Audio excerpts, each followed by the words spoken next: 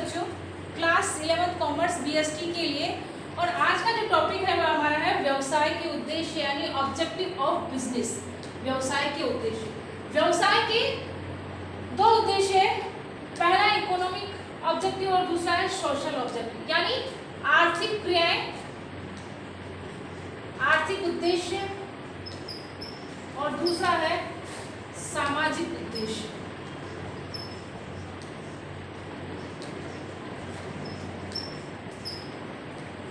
Economical उद्देश्य जो है ऑब्जेक्टिव है वह केवल किसके बारे में चर्चा करेंगे, हम मनी के बारे में, पैसे के बारे में। और सोशल ऑब्जेक्टिव में हम किसके बारे में, सोसाइटी के बारे में, समाज के बारे में, समुदाय के बारे में बात करेंगे। इकोनॉमिक ऑब्जेक्टिव में क्या है, तीन उद्देश्य बताएगा। ऑब्जेक्टिव है, पहला है अर्निंग प्रॉफिट। अर्निंग प्रॉफिट समझने से पहले ऑब्जेक्टिव के बारे में हम करेंगे। ऑब्जेक्टिव क्या है, हर व्यक्ति जब बिजनेस स्टार्ट करता है, शुरू करता है, तो उसका क्या होता है, एम होता है, एक पर्पस होता है, गोल होता है कि उसे कहाँ तक जाना, किस ऊंचाई तक जाना। तो वो क्या कहलाता है, हमारा ऑब्जेक्टिव कहलाता है। जो व्यक्ति बिजनेस करता है वो क्या करता है, अर्निंग प्रॉफिट के लिए करता है। कोई भी व्यक्ति क्या करता है, सोशल वेलफेयर के लिए बिजनेस नहीं करता है, केवल किसके लिए करता है, अर्निंग प्रॉफिट के लिए। तो हमारा पहला पॉइंट भी क्या है, अर्निंग प्रॉफिट। एक बिजनेस की जब स्थापना होती है, अर्निंग प्रॉफिट यानी लाभ अर्जित करना।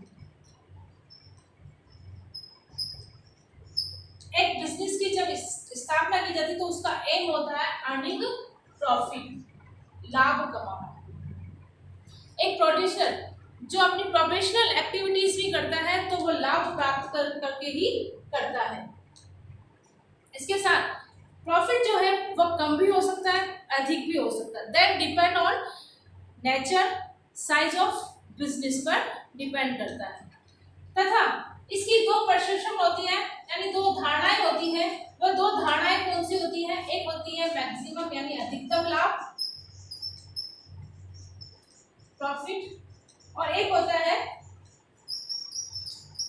सफिशिएंट प्रॉफिट यानी पर्याप्त लाभ। व्यवसाय के अंतर्गत मैक्सिमम प्रॉफिट जो होता है वह सूटेबल नहीं होता है। सफिशिएंट जो लाभ होता है वह व्यवसाय के लिए सफिशिएंट होता है। क्यों? क्योंकि इसके माध्यम से हम क्या कर सकते हैं, व्यवसाय को बड़ा विकास कर सकते हैं, व्यवसाय की ग्रोथ कर सकते हैं, व्यवसाय का डेवलपमेंट कर सकते हैं, सोसाइटी में उसका होनर हो सकता है, उसकी प्रेस्टीज हो सकती है। ये सब किसके माध्यम से किया जा सकता है, सफिशिएंट यानी पर्याप्त लाभ के माध्यम से। तो ये कहलाता है हमारा अर्निंग प्रॉफिट। सेकंड है हमारा क्रिएशन ऑफ कस्टमर, ग्राहकों का सृजन करना, जिसका मीनिंग ये होता है कि कस्टमर को प्रोडक्ट की ओर अट्रैक्ट करना, आकर्षित करना, कस्टमर को प्रोडक्ट की ओर आकर्षित करना। ये जो ऑब्जेक्टिव है ये किससे जुड़ा हुआ है, अर्निंग प्रॉफिट से जुड़ा हुआ है। वैसे देखा जाए तो कुछ जो कंपनियां होती है, ऑर्गेनाइजेशन होती है, उनका फोकस किस पर होता है, प्रॉफिट पर होता है। और कुछ का क्या होता है, अपनी गुडविल बनाना, अपनी गुडविल बनाए रखने का, साथ ही साथ अपनी रेस्पेक्ट बनाए रखने का और कस्टमर को बनाए रखने पर क्या करती है, फोकस करती है। माइंड में ये रहता है कि हमारी गुडविल बनानी है, गुडविल के साथ साथ हमारे रेस्पेक्ट भी होनी चाहिए और ग्राहक भी होगी। तो ऐसी स्थिति में क्या होगा, जो कस्टमर होगा वो वेल सेटेड हो जाएगा, वह कस्टमर उस ऑर्गेनाइजेशन पर आने की उसकी क्या हो जाएगी, हैबिट हो जाएगी। और जब हैबिट होगी तो वहां पर क्या बढ़ेगा, वर्क अच्छा चलेगा, कार्य अच्छा होगा। जब कार्य अच्छा होगा तो क्या होगा, सेल अच्छी होगी, और जब सेल अच्छी होगी तो क्या होगी, हमारा प्रॉफिट भी अच्छा होगा। इसीलिए कहा गया कि ये किससे रिलेटेड है, कंटेक्टर किससे जुड़ा हुआ है, अर्निंग प्रॉफिट से। तो हमें प्रॉफिट, इसके साथ साथ हमें किस चीज को ध्यान में रखना है, हम जो वस्तु उनको दे रहे हैं, प्रोवाइड कर रहे हैं, तो वो कैसी होनी चाहिए, गुड क्वालिटी की, उन्हें प्रोडक्ट प्रस्तुत करना चाहिए, प्रोवाइड करना चाहिए। तथा जो हम गुड एंड सर्विस सोल्ड कर रहे हैं वो रिजनेबल रेट होनी चाहिए। दो चीज को और ध्यान में रखना है, जिसके साथ साथ कि गुड एंड सर्विस को क्या करना चाहिए, गुड क्वालिटी का प्रोडक्ट करना चाहिए।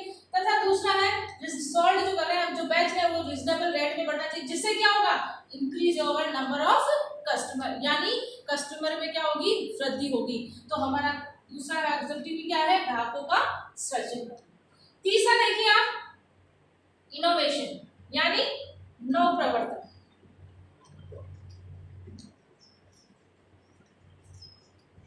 व्हाट इज द नव प्रवर्तन? आज एसेंशियल, आज क्या हो गया, एसेंशियल हो गया, मतलब जरूरी है। क्यों जरूरी है इनोवेशन? क्यों?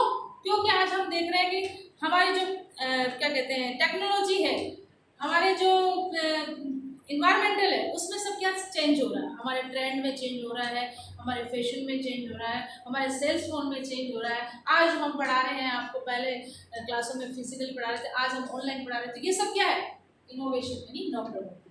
तो ये सब किसके कारण हुआ, नव प्रवृत्ति। इसको लेकर के हमें क्या करना चाहिए, आगे बढ़ना चाहिए, जिससे क्या मिलता है, हमें प्रॉफिट प्राप्त होता है। यानी आपके अगर ट्रेंड में कोई परिवर्तन नहीं होता है, बदलाव नहीं होता है, तो हम लोग क्या हो जाएंगे, पीछे रह जाएंगे। तो इसलिए इसमें बदलाव होने को ही हम क्या कहते हैं, नव प्रवर्तन। यानी नव प्रवर्तन का मतलब होता है new something, doing something new, कुछ नया परिवर्तन।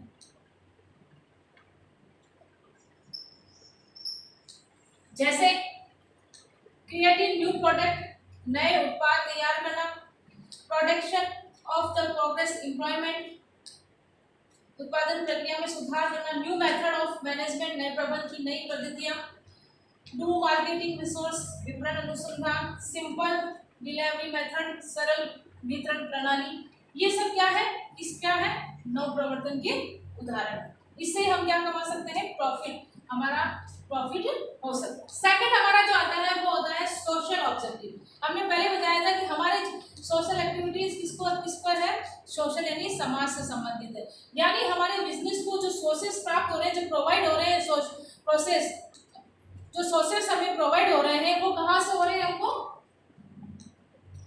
सोसाइटी से, इन्वायरमेंट से प्राप्त हो रहे हैं। तो ऐसी स्थिति में हमारा भी उनके प्रति लायबिलिटीज होती है, कुछ उद्देश्य होते हैं। वह उद्देश्य हमारे पास 4 उद्देश्य बताए गए हैं। ये है सोशल ऑब्जेक्टिव।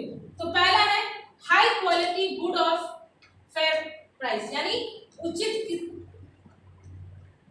अच्छी किस्म की वस्तुएं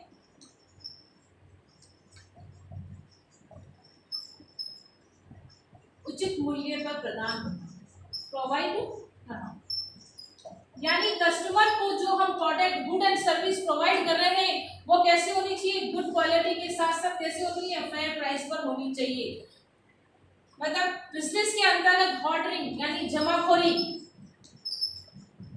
प्रॉफिटिंग मुनाफाखोरी,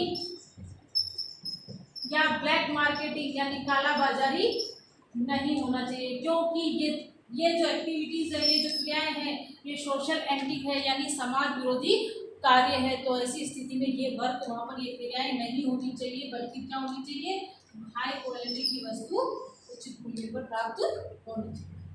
सेकंड है हमारा फेयर रिटर्न टू इन्वेस्टर, यानी विनियोजकों को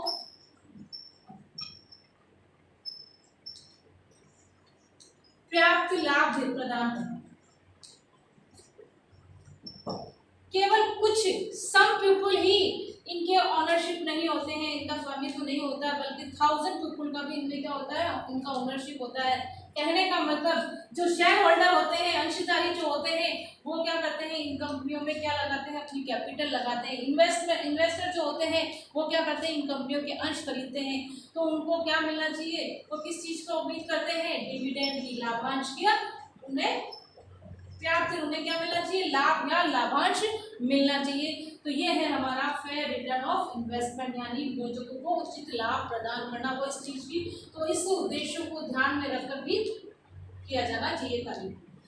थर्ड है हमारा कंट्रीब्यूशन कम्युनिटी डेवलपमेंट, यानी समाज विकास में योगदान। समाज विकास में योगदान सोशल एक्टिविटीज का ये थर्ड पॉइंट है हमारा, कि इसमें भी ध्यान दिया जाना चाहिए कि इस उद्देश्यों को भी पूरा किया जाना चाहिए। किस तरह से, समाज में, सोसाइटी में क्या करना चाहिए, क्लिनिक, लाइब्रेरी, एजुकेशन ऑर्गेनाइजेशन खोलकर इस उद्देश्यों को क्या किया जा सकता है, योगदान दिया जा सकता है, या उसके उद्देश्यों को पूरा किया जा सकता है। फोर्थ है हमारा प्रोवाइडिंग एम्प्लॉयमेंट रोजगार उपलब्ध कराना।